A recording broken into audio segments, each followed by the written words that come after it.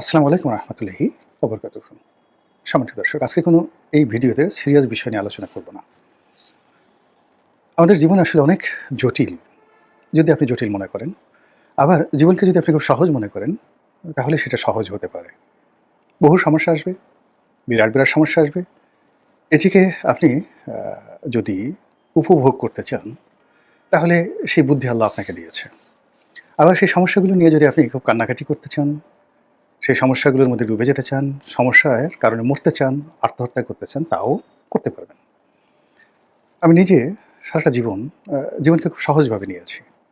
যা কিছু এসেছে, অনেক বড়, বড় জিনিস এসেছে, কখনো আবেগে উচ্ছ্বসিত হইনি। আবার সমস্যা এসেছে, ১ম এ চিন্তা করেছি সমস্যাটা কেন এলো? আমার কি দোষ? তো যখন দেখলাম যে আমার দোষ, তখন এখানে সমস্যাটা আসবেই। আমি যেহেতু অন্যায় করেছি, এটা নিয়ে দুঃখ পাওয়ার কি আছে? আগামীতে এই ধরনের সমস্যা যেন না হয়, সতর্ক হতে হবে। আবার যখন দেখি যে না, আমার কোনো দোষ নেই, এমনি, এমনি সমস্যা এসে গেছে, তখন মনে করলাম যে এটা হয়তো আমার জন্য একটা শিক্ষা, প্রকৃতিকে শিক্ষা, যেখানে একটা সমস্যা এলো, যেখানে আমার কিছু করণীয় নেই। মানে আমি সেই সমস্যাটা সমাধানও করতে পারব না। আর এই সমস্যাটা নিয়ে যদি আমি কান্নাকাটি করি, মারামারি করি, নিজে মরেও যাই, তবু এই সমস্যার সমাধান হবে না। তখন কি করি? চুপচাপ থাকি, নীরব থাকি, অপেক্ষা করতে থাকি এবং একটা সময় সমস্যাগুলো চলে যায়। তো ওই যে শৈশব থেকে যখন আমার বোধ বুদ্ধি হলো, এরকম অসংখ্য সমস্যা আমার জীবনে এসেছে, অনেক সম্ভাবনা এসেছে। এখন প্রচুর আ টক শো করি। তারপর এই যে নিজে ভিডিও করি। সামাজিক মাধ্যম, সোশ্যাল মাধ্যম, ফেসবুকে যথেষ্ট সময় দেই।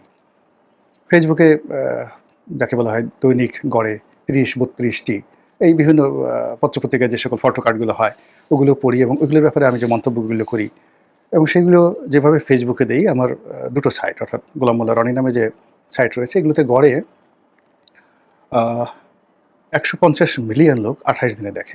১৫০ মিলিয়ন মানে ১৫ কোটি বার দেখা হয়। তাহলে একটা মানুষ কতবার দেখে ফেসবুক এই পেজগুলো? বোঝার চেষ্টা করুন। আবার এই যে ইউটিউব করি, এটাও গড়ে অন এভারেজে ধরেন আমার এই পেজেই, ইউটিউব চ্যানেলে অন এভারেজে ৭০ থেকে ৮০ লাখ লোক গড়ে প্রতি মাসে শুধু আমার এখানে দেখে।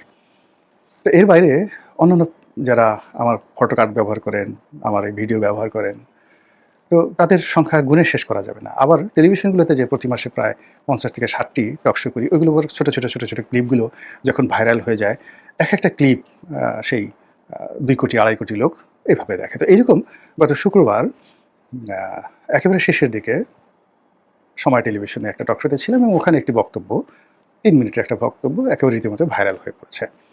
এবং এখানে যাদেরকে বলেছি তারাও খুশি হয়েছে।